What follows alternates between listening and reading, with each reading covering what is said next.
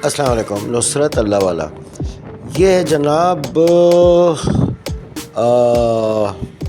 Scheme 33 का एक road जो कि है जो जवाली पुल वाला रोड है, कैपिटल सोसाइटी और अल-अज़हर गार्डन वाला, उससे अगला रोड जो है यानी उसके पीछे का रोड।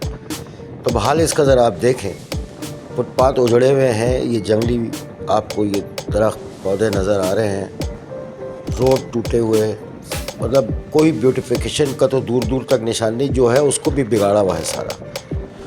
बड़े बड़े गड्ढे हैं। अब ये आप हाल देखें,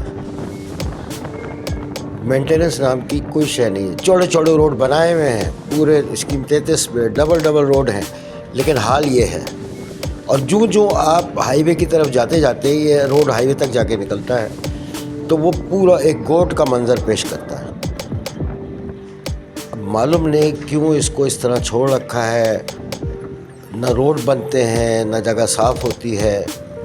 ये हाल है, वही जो सारे शहर का है वही यहाँ का भी हाल है। बस अल्लाह ताला रहम कर दे हमारे हाल पे। समझ से बाहर है कि ये सब क्या हो रहा है। ये देखें, बहुत बड़े बड़े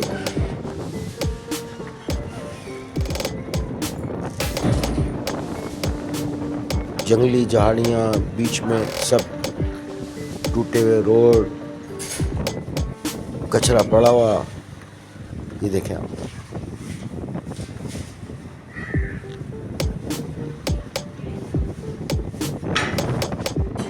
बहुत बुरा हाल है इसका।